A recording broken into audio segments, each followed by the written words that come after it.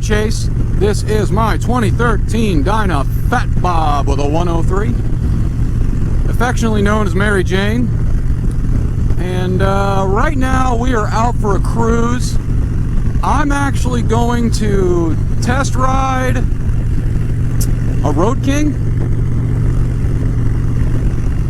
or maybe a few Road Kings. I'm going to go look at this bike, or at least they have more than a few. I'm thinking about maybe a Milwaukee 8 because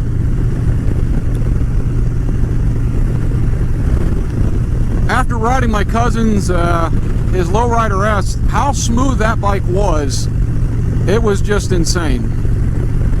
And granted, his 114, and I'll probably end up getting a 107, so I mean that is a bump in horsepower and torque up from Mary Jane here. She's only got a 103. But I thought, you know, I'll go give it a ride to see. I haven't really thought about getting one. I think I took one for, I think it wasn't a Road King. I think it was a Road Glide. I took one for a test ride, and I just didn't like that there was a fairing in the way. And I think that's because I live on, you know, a gravel road, and I want to be able to see as much in front of me as I possibly can. So with this fairing, I can pretty much see almost to my front tire. It's very close. So, but with the other one, I just wasn't comfortable with how much I could see. And the Street Glide's kind of in the same situation as the Road Glide. I've been kind of researching and, you know, learning how much of a difference I might get, you know, taking a lot of advice. Now, my uncle has friends that have, you know, the big touring bikes. Theirs are quite a bit older, but they all kind of told me the same thing too, that yeah, once you get a touring bike, you know, Road King and up, it's a completely different animal. The comfort level is just so much higher. And man, I love my Dyna. I love Mary Jane here. It's about the perfect bike. If it was 10 years ago, this would be, you know, the perfect bike. Yeah, it's, as much as I love her, she might just not be enough. Now, I could spend, about $1,300 on rear shocks.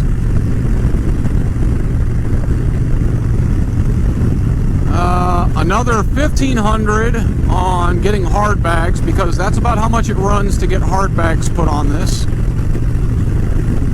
And then I think the front cartridges that I was looking at were like another $1,300. So we're already talking about another $4,000.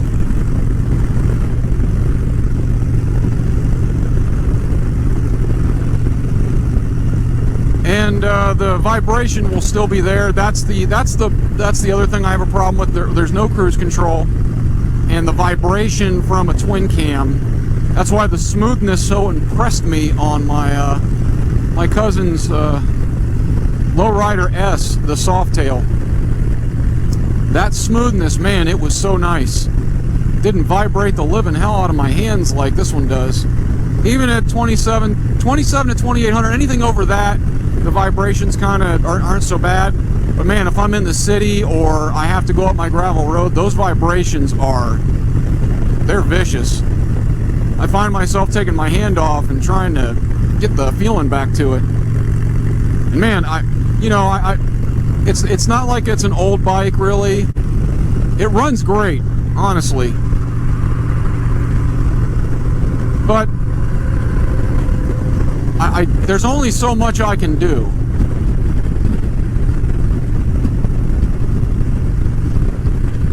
And I feel like I've got to the place where I'm throwing good money after bad, or bad money after good. I don't remember how the saying goes, but it just feels like I'm not really gaining anything by doing all the extra work to it, because I'm still going to be somewhat dissatisfied.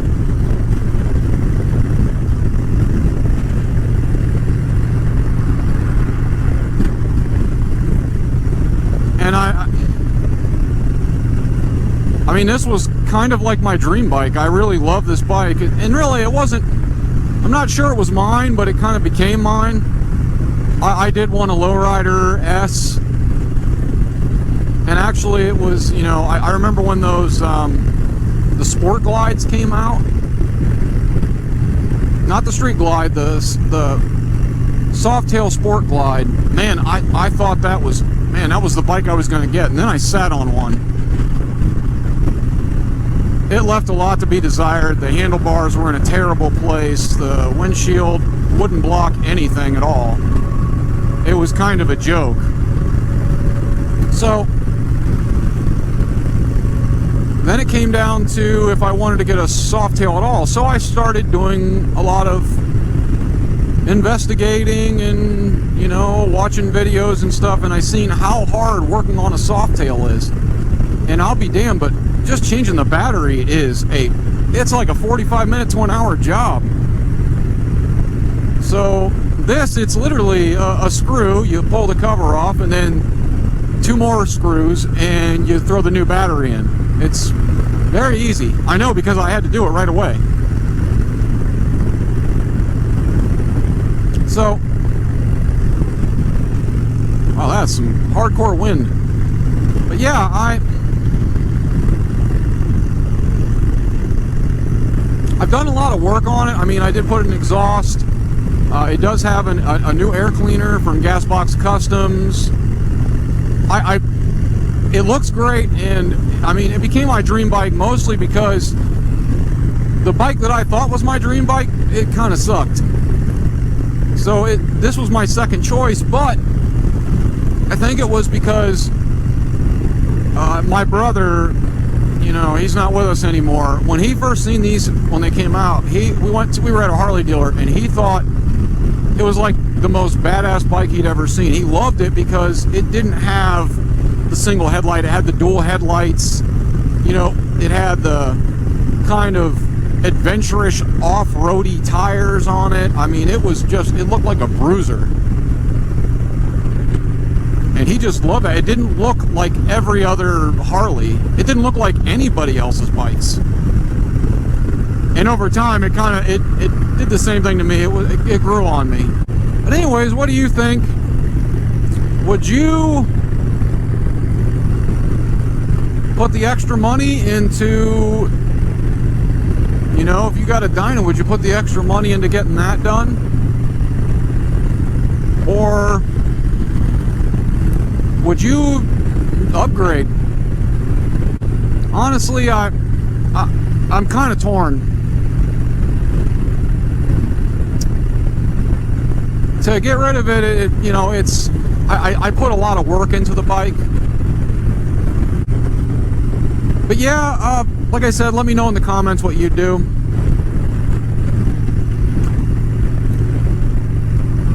Like and subscribe, and click that ding-a-ling to be notified of any new content I come out with, you know, videos or stuff. And bye, y'all.